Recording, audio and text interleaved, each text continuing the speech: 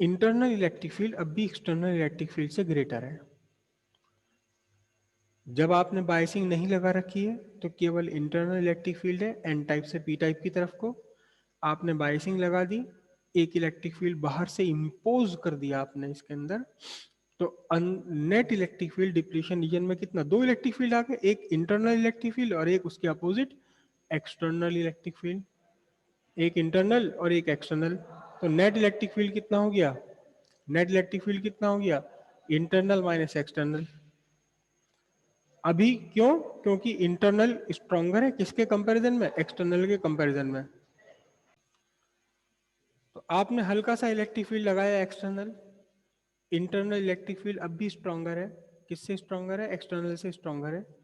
तो net electric field in depletion region is internal minus E I minus E x, क्योंकि internal अभी भी stronger है, किससे स्ट्रॉन्गर है, एक्सटर्नल से स्ट्रॉन्गर है। लेकिन इस चक्कर में हुआ क्या, इसमें हुआ क्या देखो ध्यान से, जब यहां आपने पॉजिटिव लगाया, यहां आपने पॉजिटिव लगाया, तो ये वाले इलेक्ट्रॉन्स जो इस टाइम यहां बाहर से आ गए थे, ये वाले इलेक्ट्रॉन्स जिन्होंने निगेटिव कर दिया था पी टाइप में, ये कहां से आए थे, एन टाइप से आए थे। तो इन इलेक्ट्रॉन्स में से कुछ इलेक्ट्रॉन क्या हुआ, कुछ इलेक्ट्रॉन्स इस पॉजिटिव टर्मिनल ऑफ बैटरी के अंदर चले गए, और यहां से कुछ इलेक्ट्रॉन निगेटिव बैटरी के निगेटिव टर्मिनल से कुछ इलेक्ट्रॉन आकर फिलअप कर दिया, किसे फिलअप कर दिया, इन पॉजिटिव चार्जेस को फिलअप कर दिया। तो अब इसमें क्या बना, कंडीशन ये बनी कि आपके यहाँ पी टाइप का निगेटिव चार्ज और एन टाइप का निगेटिव चार्ज कुछ कम हो गया, पी टाइप का निगेटिव चार्ज और एन टाइप का निगेटिव चार्ज कुछ कम हो गया। यानी डिप्लीशन रीजन की जो विड्थ है, वो डिप्लीशन रीजन की विड्थ डिक्रीज हो गई, डिप्लीशन रीजन की विड्थ डिक्रीज हो गई, पहले जितनी विड्थ थी उससे कुछ कम हो गई। अभी अब आपने एक्सटर्नल इलेक्ट्रिक फील्ड और बढ़ाया, कैसे बढ़ाएंगे, यहाँ से बायसिंग बढ़ाते चले जाओ, यहाँ से आप बायसिंग बढ़ाते चले जाओ, एक्सटर्नल इलेक्ट्रिक फील्ड आपका स्ट्रॉन्गर होता चला जाएगा। तो एक कंडीशन ऐसी आई कि आपका external electric field internal electric field के इक्वल हो गया। ये यहाँ जंक्शन, ठीक है, और ये डिप्लीशन रीजन था, यहाँ तक डिप्लीशन रीजन था। पी टाइप को आपने पॉजिटिव से जोड़ा हुआ, एन टाइप को आपने निगेटिव से जोड़ा हुआ है, ये पी है, ये एन है। तो क्या हुआ कि आपने जो इलेक्ट्रिक फील्ड अप्लाई करा, बाहर से इलेक्ट्रिक फील्ड आपने अप्लाई किया, ये इलेक्ट्रिक फील्ड एग्जैक्टली इक्वल है, कितना है, external electric field exactly equal to internal electric field, ठीक है। तो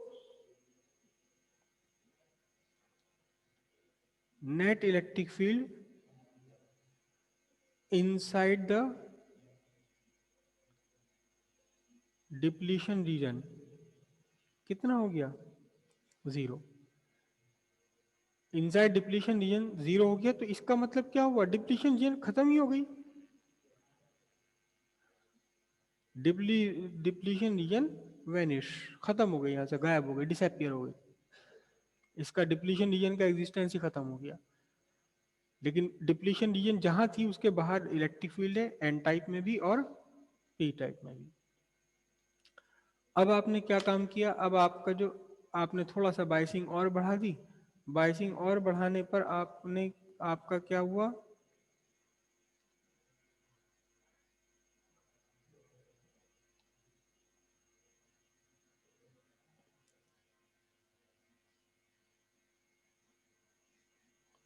बाइसिंग बढ़ा देने पर क्या हुआ कि आपका इलेक्ट्रिक फील्ड, जो एक्सटर्नल इलेक्ट्रिक फील्ड है, एक्सटर्नल इलेक्ट्रिक फील्ड ग्रेटर हो गया किससे, इंटरनल इलेक्ट्रिक फील्ड से। तो यहां पी टाइप में ये इलेक्ट्रिक फील्ड आपने बाहर से अप्लाई किया हुआ है, और इस जो बाहर आपने अप्लाई किया इससे कुछ कम इलेक्ट्रिक फील्ड कहाँ डेवलप हो गया, डिप्लीशन रीजन में। डिप्लीशन रीजन के बाहर स्ट्रॉन्गर इलेक्ट्रिक फील्ड है, डिप्लीशन रीजन में थोड़ा कम है, लेकिन है अब इलेक्ट्रिक फील्ड। तो net electric field inside depletion reason, net electric field inside depletion reason, वो कितना होगा इस टाइम, एक्सटर्नल माइनस इंटरनल, क्योंकि एक्सटर्नल ग्रेटर है इंटरनल से। ठीक है, अब हम इस इलेक्ट्रिक फील्ड का इफेक्ट देखते हैं कि इस इलेक्ट्रिक फील्ड का इफेक्ट क्या था। जब आपने बायसिंग नहीं लगा रखी है, कोई बायसिंग आपने नहीं लगाई हुई, तो फिर ये डिप्लीशन रीजन में जो भी इलेक्ट्रिक फील्ड है, इस ये इतना स्ट्रॉन्ग इलेक्ट्रिक फील्ड है कि मेजॉरिटी चार्ज कैरियर यानी कोई भी होल इसे पार करके एन टाइप में नहीं जा सकता, कोई भी फ्री इलेक्ट्रॉन एन टाइप से इस स्ट्रॉन्ग इलेक्ट्रिक फील्ड को पार करके पी टाइप में नहीं जा सकता। क्योंकि कोई भी इलेक्ट्रॉन अगर यहाँ आएगा, सपोज एक इलेक्ट्रॉन भूला भटका, ये वाला इलेक्ट्रॉन यहाँ आ गया और इसने इसकी ये चाहता है कि मैं एन टाइप से निकल के पी टाइप में होल में जाके बैठ जाऊं, तो यहाँ जैसे इलेक्ट्रॉन आता है तो इस इलेक्ट्रॉन पर एक फोर्स लगती है, electric force in the direction opposite to the electric field. Electric field की डायरेक्शन कौन सी है, इलेक्ट्रिक फील्ड की डायरेक्शन है एन से पी की तरफ। तो इलेक्ट्रॉन यहाँ आया, फोर्स कहाँ लगी इस पर, पी से एन की तरफ लगी, इसे वापस धकेल दिया गया, वापस भेज दिया गया, कहाँ भेज दिया गया, एन टाइप में वापस भेज दिया गया। तो यहां इस कंडीशन में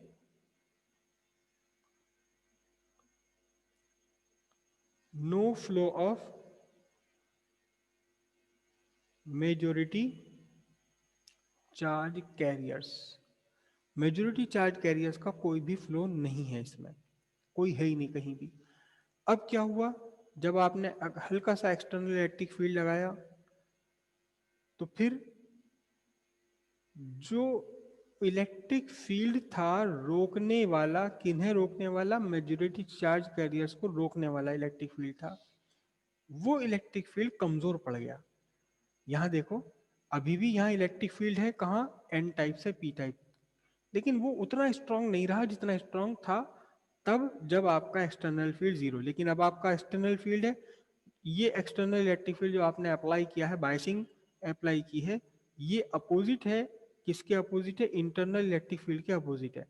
तो यहाँ इलेक्ट्रिक फील्ड कम हो गया, यहाँ इलेक्ट्रिक फील्ड कम हो गया, तो जो जो काम कर रहा था डिप्लीशन रीजन, उस काम को अब ये पूरी तरह नहीं कर पाएगा, पूरी तरह नहीं कर पाएगा। यानी अब मेजॉरिटी चार्ज कैरियर्स का फ्लो स्टार्ट हो गया, यहाँ से करंट फ्लो करने लगी। इलेक्ट्रॉन्स कहाँ से आएंगे, इलेक्ट्रॉन्स इस एन टाइप में से इलेक्ट्रॉन्स कहाँ आएंगे, इस रीजन में आएंगे, लेकिन इलेक्ट्रिक फील्ड कमजोर पड़ चुका है तो इस रीजन को पार करके निकल जाएंगे। और क्या होगा, क्या होगा, यहाँ एक होल के साथ में कंबाइन हो गए, इलेक्ट्रॉन होल पेयर यहाँ कॉम्बिनेशन होने लगा।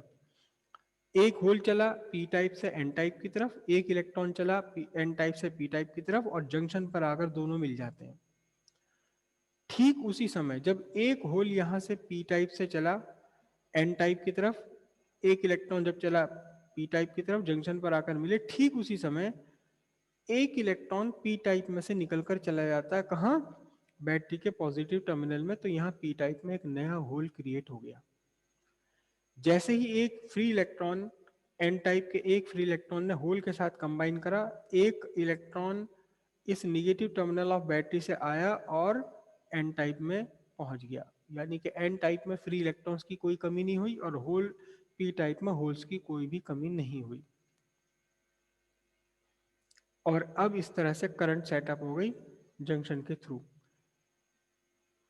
फिर से समझो इस बात को, फिर से समझ लीजिए। जब आपने कोई भी बाइसिंग नहीं लगाई हुई, तो ये internal electric field N type से पी टाइप की तरफ इतना स्ट्रांग है, इतना स्ट्रांग है, इतना स्ट्रांग है कि कोई भी इलेक्ट्रॉन एन टाइप से इस स्ट्रांग इलेक्ट्रिक फील्ड को पार करके पी टाइप में नहीं जा सकता। आपने एक हल्की सी बाइसिंग लगा दी, अपोजिट इलेक्ट्रिक फील्ड लगा दिया इंटरनल इलेक्ट्रिक फील्ड के अपोजिट, तो net electric field depletion region में नेट इलेक्ट्रिक फील्ड कमजोर पड़ गया, इंटरनल से घट करके ई आई माइनस ई एक्स, इंटरनल माइनस एक्सटर्नल हो गया।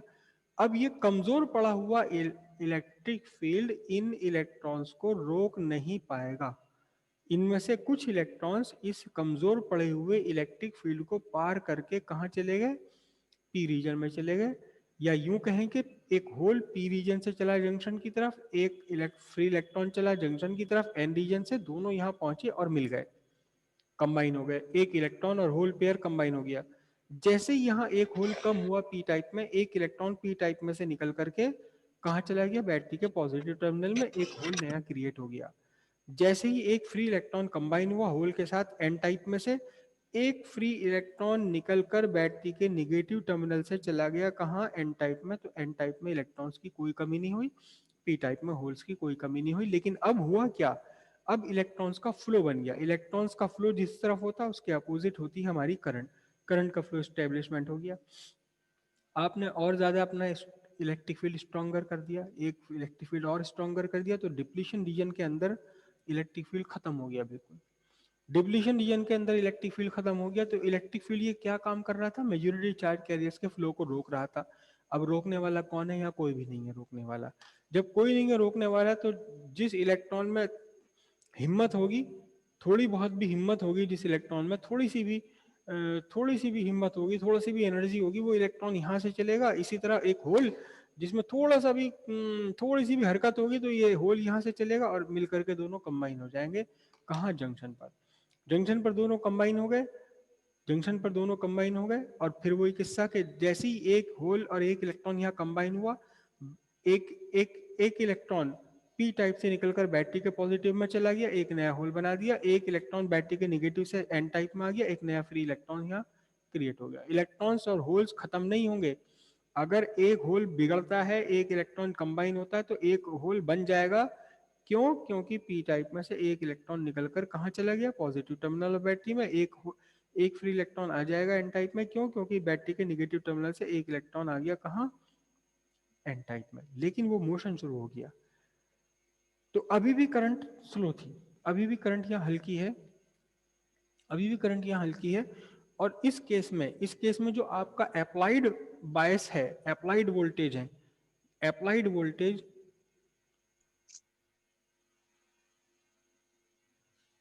अप्लाइड वोल्टेज इक्वल है किसके, बैरियर वोल्टेज के, बैरियर वोल्टेज के इक्वल हो गए इस टाइम।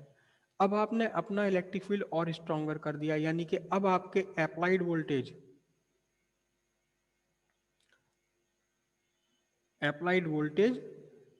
ग्रेटर है, किससे ग्रेटर है, ग्रेटर देन, बोलो, बैरियर वोल्टेज, बैरियर वोल्टेज से ग्रेटर है। अप्लाइड वोल्टेज आपके ग्रेटर हो गए बैरियर वोल्टेज से, तो तो अब मेजॉरिटी चार्ज कैरियर्स के फ्लो को सपोर्ट मिलने लगा। क्यों, क्योंकि यहाँ का जो फ्री इलेक्ट्रॉन है, फ्री इलेक्ट्रॉन पर फोर्स लगती है in the direction opposite to the electric field. अब नेट इलेक्ट्रिक फील्ड कहाँ हो गया, पी टाइप से एन टाइप की तरफ को हो गया। नेट इलेक्ट्रिक फील्ड कहाँ हो गया, पी टाइप से एन टाइप की तरफ। तो एक इलेक्ट्रॉन जो यहाँ आएगा इसको सपोर्ट मिलेगा, ये बढ़े तेजी के साथ कहाँ पहुंच जाएगा, पी टाइप में पहुंच जाएगा। तो यहाँ करंट एकदम तेजी के साथ बढ़नी शुरू हो जाएगी। यहाँ पूरी तरह से रोक रखा था डिप्लीशन रीजन ने, किसे, मेजॉरिटी चार्ज कैरियर्स को। यहाँ थोड़ा बहुत रोक पाया तो मेजॉरिटी चार्ज कैरियर्स चलने लगे। यहाँ थोड़ा सा और खत्म हो गया, सारी रुकावट खत्म हो गई, तो और ज्यादा मेजॉरिटी चार्ज कैरियर्स चलने लगे, यानी करंट लगातार बढ़ती चली आ रही है। लेकिन यहाँ तक भी करंट की वैल्यू इतनी कम है जिसका कोई प्रैक्टिकल यूज नहीं है। जैसे ही आपका अप्लाइड वोल्टेज बैरियर वोल्टेज से ग्रेटर होता है, तुरंत करंट बढ़ती है भयंकर तेजी के साथ। और जैसे जैसे आप अप्लाइड ये इलेक्ट्रिक फील्ड बढ़ाते रहेंगे, बाइसिंग बढ़ाते रहेंगे, करंट बढ़ती रहेगी। और एक टाइम ऐसा आएगा कि कोई भी फ्री इलेक्ट्रॉन्स यहाँ रुका नहीं रह पाएगा, कोई भी होल पी टाइप में रुका नहीं रह पाएगा। सारे होल, सारे फ्री इलेक्ट्रॉन्स चलते फिरते रहेंगे और जंक्शन पर आकर खत्म होते रहेंगे। ध्यान देना, एक होल चलेगा पी टाइप से कहाँ, जंक्शन की तरफ को, एक फ्री इलेक्ट्रॉन चलेगा एन टाइप में से जंक्शन की तरफ। जंक्शन पर आकर दोनों कंबाइन हो गए, खत्म, ना होल बचा ना फ्री इलेक्ट्रॉन बचा। लेकिन जैसे ही एक होल यहाँ खत्म हुआ, कंबाइन होकर खत्म हो गया, तुरंत पी टाइप में से एक इलेक्ट्रॉन निकल करके बैटरी के पॉजिटिव टर्मिनल में, क्रिएटिंग अ न्यू होल। जैसे ही एक इलेक्ट्रॉन यहाँ आकर के, एक इलेक्ट्रॉन ने कंबाइन करा बैटरी के नेगेटिव टर्मिनल से, एक फ्री इलेक्ट्रॉन आया और एन टाइप में वापस इलेक्ट्रॉन्स, नंबर ऑफ इलेक्ट्रॉन्स पूरे कर दिए इसने, कमी कोई नहीं होने वाली यहाँ, समझिए। तो यहां से यहां तक जो करंट का फ्लो है, करंट का इंक्रीज है वो स्लो इंक्रीज है। उसके बाद जैसे ही आपका अप्लाइड वोल्टेज ग्रेटर होता है बैरियर वोल्टेज से, तो करंट बहुत तेजी के साथ इंक्रीज होती है।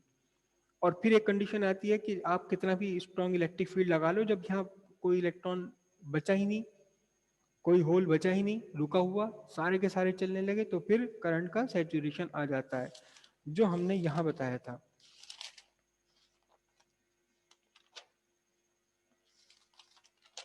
कहाँ गया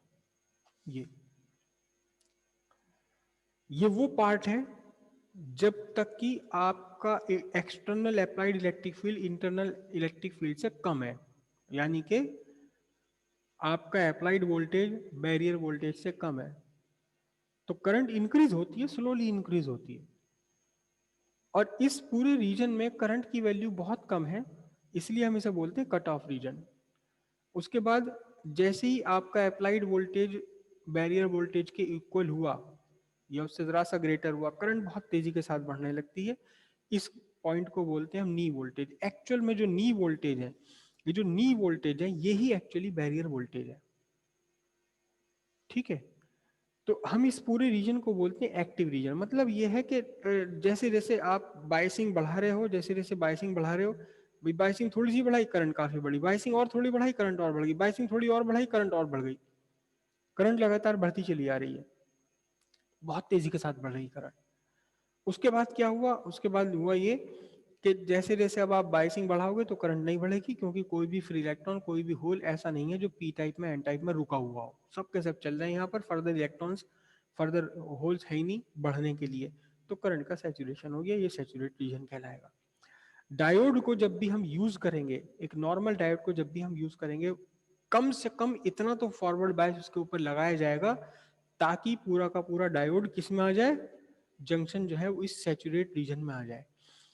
इस रीजन में डायोड को यूज नहीं किया जा सकता, क्यों? क्योंकि करंट की वैल्यू बहुत कम है, प्रैक्टिकली अनयूजेबल।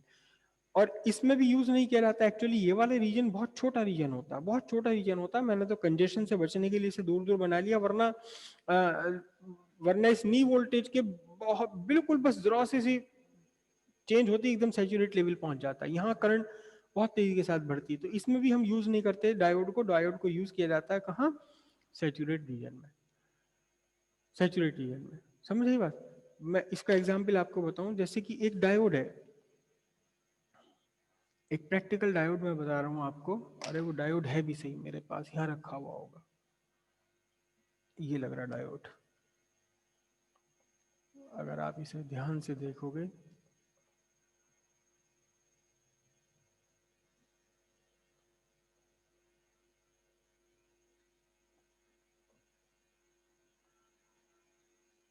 ये जो इस टाइम मेरे हाथ में है, मैं इसे नीचे ले लूं,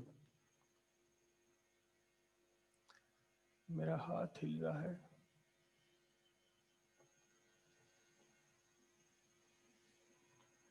दिख रहा है कुछ? ये डायोड है लगा हुआ है इस टाइम, क्योंकि मैं इससे बैटरी चार्ज कर लेता हूँ। बैटरी चार्जर एक बनाया हुआ छोटा सा लोकल जुगाड़। ये डायोड है, ये रहा पूरा। ये ये जो एक वाइट बैंड है, इस तरफ वाइट सिरा दिखाई दे रहा है आपको, ये एन टाइप है यहाँ, और पीछे इसके यहाँ पी टाइप है ये। तो ये 4007 है शायद ये डायोड। एनीवे, इस डायोड का जो नी वोल्टेज है लगभग लगभग 1.1 वोल्ट है वो। नी वोल्टेज लगभग लगभग 1.1 वोल्ट है। ठीक है, यानी कि जब तक मैं इसके अक्रॉस 1.1 वोल्ट का या इससे कम का बायसिंग रखूंगा, तो इस डायोड के थ्रू करंट बहुत कम फ्लो करेगी। लेकिन 1.1 वोल्ट से ऊपर होते ही जो IN 4007 है, इसका जो नी वोल्टेज है वी के, वो 1.1 भी नहीं है, शायद 0.8 है, मैं इस टाइम कंफ्यूज हूँ। 0.8 वोल्ट है, यानी कि 0.8 वोल्ट से कम अगर मैंने इस पर अक्रॉस बायसिंग लगाया तो प्रैक्टिकली कोई करंट फ्लो नहीं कर रही। और 0.8 वोल्ट से बस जरा सा अगर मैं जरा सा बढ़ा दूं अप्लाइड वोल्टेज अगर मैं 1.0 वोल्ट कर दूं, तो एकदम से करंट ये पहुंच जाता है लेवल कहाँ? सैचुरेशन पर। मतलब यहाँ से तो हम ग्राफ चलेंगे तो 0 से लेकर 0.8 तक है, 0.8 तक है, लेकिन उसके बाद एकदम से ये वाला पॉइंट आ जाता है और यहाँ जो ग्राफ बनेगा बहुत शार्प ऊपर तेजी के साथ बनेगा। तो फिर इस डायोड को यूज करना है, अगर मुझे इस डायोड को यूज करना है, तो मुझे इसके अक्रॉस कम से कम 1.1 वोल्ट या 1 वोल्ट 1.1 वोल्ट के आसपास तो कम से कम मुझे इसके अक्रॉस लगाना ही पड़ेगा। और उस टाइम ये डायोड कहाँ होगा? उस टाइम ये डायोड बिल्कुल सैचुरेट रीजन में पहुंचेगा। सैचुरेट करंट काफी ज्यादा होती है डायोड में। ये 1 एम्पियर का डायोड है, 1 एम्पियर तक की करंट इसमें, यानी 1000 मिली एम्पियर की करंट तक भी इसमें फ्लो कर सकती है। समझ आई बात? तो इस तरह से क्या होता है, जैसे जैसे आप एक्सटर्नल वोल्टेज बढ़ाते जाते हैं, डिप्लीशन रीजन घटती चली जाती है और अल्टीमेटली करंट का फ्लो शुरू हो जाता है। ये फॉरवर्ड बायसिंग हो गई, ये कहलाती फॉरवर्ड बायसिंग ऑफ डायोड। समझ आई इतनी? हम्म